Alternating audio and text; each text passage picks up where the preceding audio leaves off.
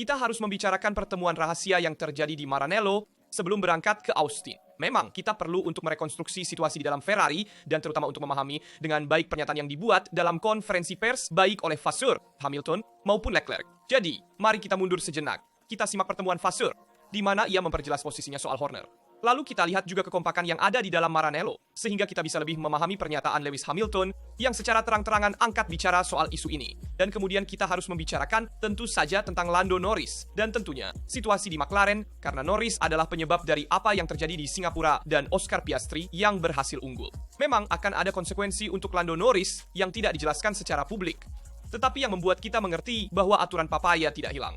Meskipun McLaren memenangkan kejuaraan konstruktor, masih ada perintah tim. Dan, jujur, saya tidak puas dengan hal ini karena saya ingin melihat kejuaraan dunia yang bebas. Setelah mengatakan ini, kita akan membahasnya lebih lanjut nanti. Ingatlah untuk meninggalkan like sebagai dukungan. Dan sekarang mari kita lihat semuanya secara detail. Ada bab baru dalam saga Horner di Ferrari. Kali ini kita tidak berbicara tentang hipotesis atau rumor media, tetapi tentang pertemuan nyata dan tampaknya cukup tegang yang terjadi di Maranello antara Frederick Vasseur dan manajemen Ferrari sebelum berangkat ke Austin.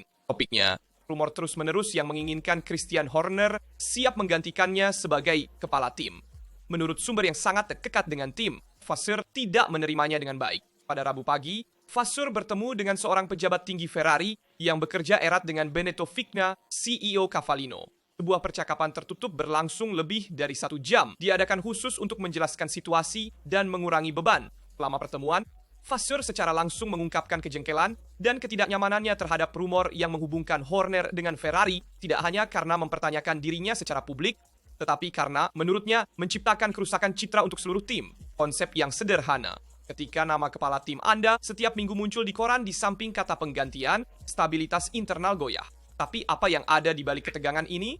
Rumor ini meledak setelah GP Singapura ketika beberapa media Inggris berbicara tentang hilangnya kepercayaan dari John Elkann terhadap Vasseur. Menurut rumor, Presiden Ferrari sedang mempertimbangkan Horner sebagai pengganti potensial, yakin bahwa mantan Red Bull bisa membawa kembali mentalitas kemenangan Ferrari di masa kejayaan. Tapi kenyataannya berbeda. Ferrari telah memperpanjang kontrak Vasseur hingga 2027, tepat setelah Horner berpisah dari Red Bull.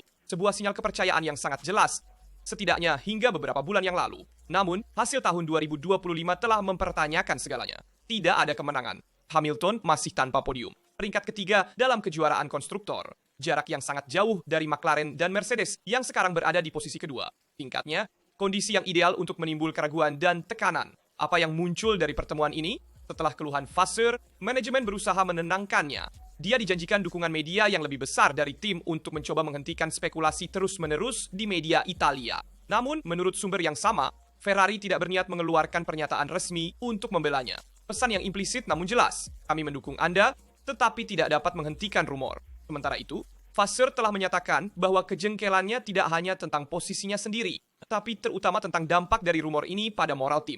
Suasana ketidakpastian yang berisiko membuat tim tidak stabil pada saat paling kritis dalam musim ini. Di sisi lain, John Elkann berada dalam posisi yang tidak nyaman. Menggantikan Vasseur sekarang berarti mempertanyakan seluruh proyek teknis yang telah disetujuinya. Selain itu, Horner tidak bisa bekerja dengan Ferrari sebelum 2026 karena periode cuti berkebunnya yang diberlakukan oleh Red Bull. Memecat Vasseur hari ini akan menjadi risiko besar, baik dari segi ekonomi maupun politik. Dan Lewis Hamilton tahu betul, yang telah secara terbuka menyatakan bahwa rumor ini tidak membantu dan mengalihkan perhatian tim. Leclerc juga mengungkapkan frustrasi yang sama.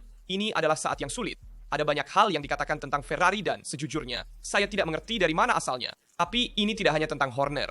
Saya hanya ingin akhir pekan yang bersih untuk kembali membicarakan track. Itu yang dikatakan Charles Leclerc yang mengatakan bahwa prioritas adalah mengembalikan keteraturan di dalam garasi setelah berminggu-minggu di mana setiap wawancara lebih terlihat seperti konferensi politik daripada olahraga dan sementara para penggemar terbagi antara yang membela Vasseur dan yang bermimpi Horner masuk ke Ferrari. Pesannya hanya satu, bersatu kembali. Apa sebenarnya risiko yang dihadapi Vasseur? Meskipun kesepakatan hingga 2027 tampak mengamankannya, masa depan Vasseur tidak sepenuhnya aman. Di Maranello, mereka tahu betul. Jika Ferrari menutup musim tanpa satu kemenangan pun, dukungan internal bisa mulai goyah. Setelah semua, angka-angka berbicara dengan jelas. McLaren mendominasi dengan 650 poin, Mercedes berada di posisi kedua dengan 325 dan Ferrari terhenti di 300. Dengan Hamilton masih belum meraih podium, tekanan akan meningkat secara tak terhindarkan. Untuk saat ini, Elkan dan Vigna memilih jalan kontinuitas. Vasseur akan menjadi orang yang memimpin tim di era baru 2026 dengan mobil balap yang untuk pertama kalinya sepenuhnya dirancang oleh direktur teknis baru Loic Serra, salah satu sosok kunci yang datang ke Mercedes berkat Frédéric Vasseur.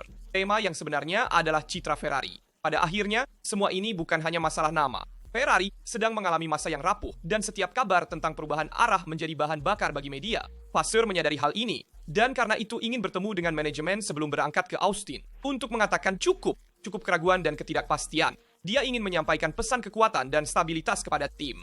Dan sekarang terserah lintasan untuk menunjukkan bahwa kepercayaan itu tidak salah tempat. Sebelum mendengar pernyataan di konferensi pers dari Lewis Hamilton dan Charles Leclerc, kita juga harus membuka topik tentang Matteo Togninali yang dipertanyakan dalam beberapa minggu terakhir dan tampaknya ada konsekuensi pada perannya. Setelah berminggu-minggu rumor, ketegangan, dan pertemuan pribadi antara Vasseur dan manajemen, kini yang menjadi sorotan adalah Matteo Togninali, kepala insinyur lintasan Ferrari. Seorang pria kunci pada akhir pekan balapan, tetapi menurut berbagai sumber, dia bisa mengubah peran pada 2026. Berita ini berat karena menyentuh salah satu titik paling sensitif dari Ferrari saat ini, pelaksanaan. Masalahnya bukan pada mobil, tetapi bagaimana mengelolanya. Vasseur telah mengulangi ini selama berbulan-bulan, hampir seperti mantra. SF25 memiliki potensi, tetapi kami tidak bisa memanfaatkannya sepenuhnya. Kami telah mendengar frasa ini 1000 kali. Dan di balik semua ini ada rasa krisis Ferrari. Ini bukan masalah mobil, tetapi bagaimana tim menerjemahkan pekerjaan teknis menjadi hasil nyata di lintasan. Dan disinilah Togninali berperan, orang yang mengordinasikan insinyur dan keputusan operasional selama akhir pekan. Strategi, manajemen ban waktu keluar, dan penyesuaian pengaturan. Semua melewati kelompoknya, dan ketika sesuatu salah, seperti di Singapura di Baku, sorotan tertuju padanya. Apa sebenarnya pelaksanaan dalam Formula 1? Ketika berbicara tentang pelaksanaan, itu berarti kemampuan untuk mengubah strategi teoritis menjadi kinerja nyata. Bukan hanya taktik pit stop, tetapi setiap keputusan mikro yang menentukan akhir pekan. Manajemen set ban, pilihan beban aerodinamis, timing putaran dalam kualifikasi, dan respons terhadap kejadian tak terduga dalam balapan. Red Bull misalnya adalah ahli dalam hal ini. Bahkan saat mobilnya tidak sempurna, mereka tetap bisa meraih hasil maksimal. Di Barcelona, Verstappen telah mengatur balapan sempurna dengan 3 pit stop, tetapi netralisasi mendadak menghancurkan segalanya. Meskipun begitu, Red Bull memiliki strategi cadangan yang siap. Ferrari terlalu sering bingung, bereaksi, tetapi tidak mengantisipasi. Dan disinilah diskusi internal dimulai. Dalam tim yang terus mengubah orang dan peran, risikonya adalah menciptakan kambing hitam setiap kali ada yang tidak beres. Togninali, menurut beberapa orang, hanyalah korban terbaru dari sistem yang tidak mampu berkembang. Dia adalah teknisi berpengalaman, dibesarkan di Maranello, dihormati di paddock, tetapi pada 2025 Ferrari terlalu sering menderita kesalahan penilaian, kurangnya kesiapan, dan pilihan konservatif. Dan dalam Formula 1, ketika kinerja tidak muncul, seseorang harus membayar. Dalam kasus ini, kritik tidak hanya datang dari media.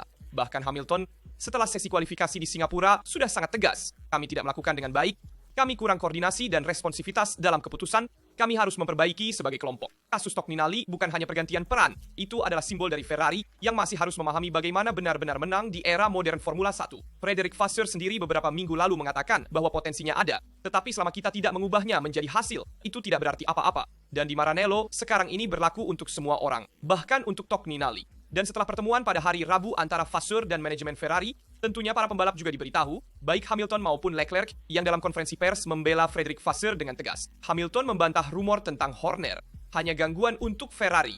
Faktanya, juara dunia 7 kali itu ingin mengakhiri spekulasi yang menghubungkan Christian Horner dengan masa depan di Ferrari dengan terang-terangan membela Frédéric Vasseur. Itu hanya gangguan bagi tim, katanya. Dan dengan kalimat itu, dia membuat semua orang kembali berpijak pada kenyataan. Batas akhir cuti Horner telah disepakati untuk musim semi 2026.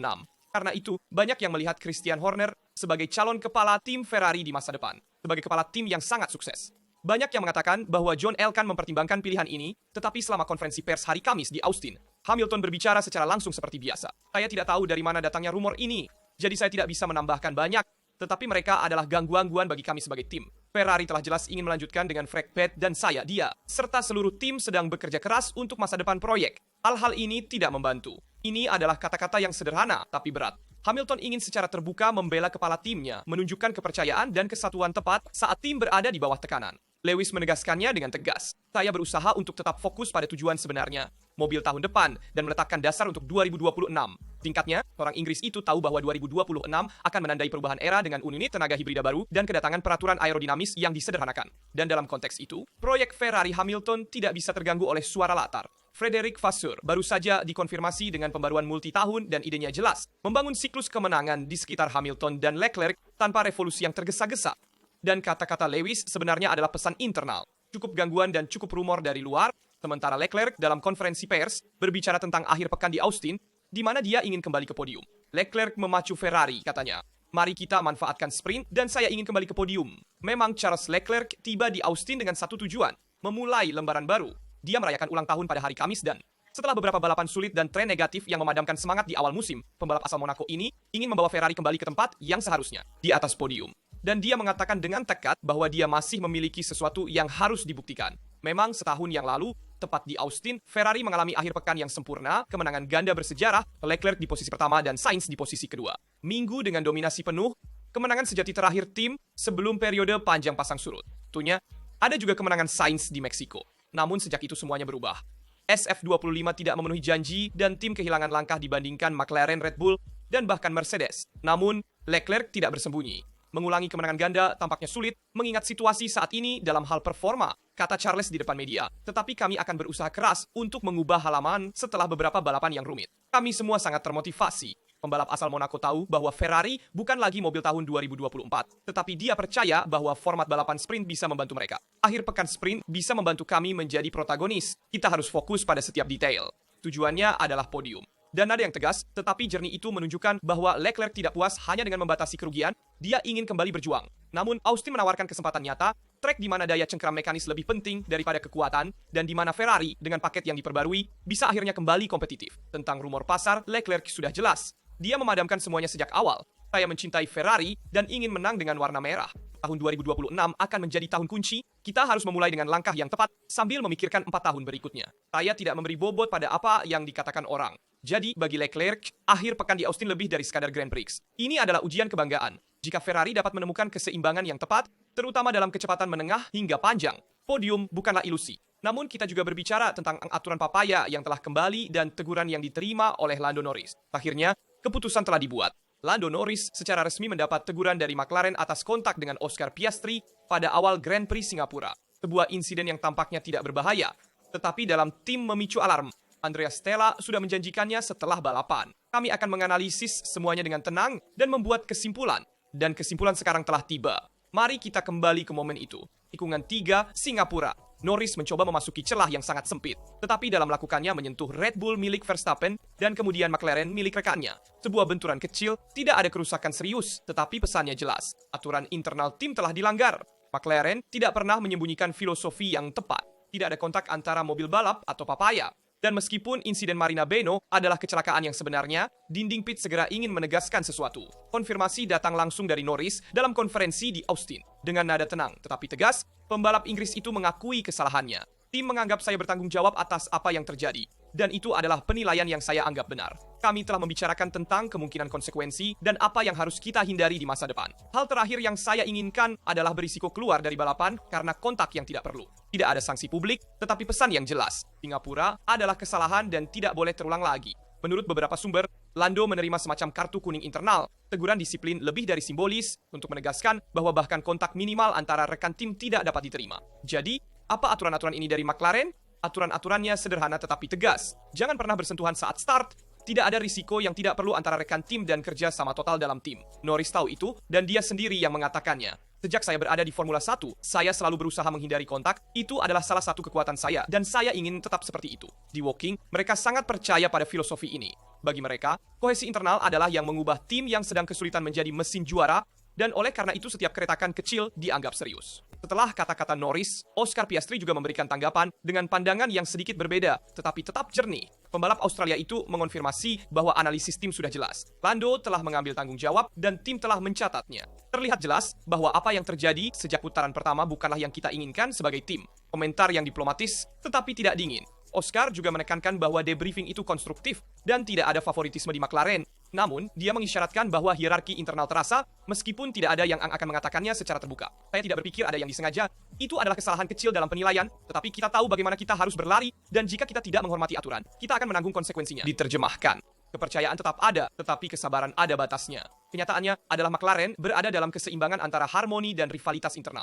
Di satu sisi ada tim yang muda termotivasi dan bersatu, di sisi lain ada dua pembalap yang mengincar gelar dan tidak berniat memberikan diskon. Stella dan Brown tahu betul. Mereka tidak menginginkan Mercedes lain tahun 2016. Karena itu, Singapura menjadi pelajaran kolektif. Tidak ada drama, tetapi pesan yang kuat. Keberhasilan McLaren datang sebelum duel pribadi. Norris menutup pembicaraan dengan kalimat yang merangkum dengan sempurna filosofi McLaren. Ada ruang dan saya mencobanya. Apa yang terjadi sudah terjadi, tetapi tidak ada yang berubah dalam cara kami berlari. Kita hanya harus menghindari agar tidak terulang. Pesannya jelas, Norris akan terus menyerang, tetapi dengan lebih hati-hati. Piastri menerima penjelasan, tetapi akan tetap waspada, dan sementara itu tim akan melakukan segalanya untuk mencegah agar pertarungan internal tidak memburuk. Karena di Woking mereka tahu, dua pembalap yang begitu kuat hanya bisa menang bersama jika mereka tetap bersatu. Artinya, di tim McLaren telah ditetapkan batas yang tidak boleh dilanggar setelah Singapura.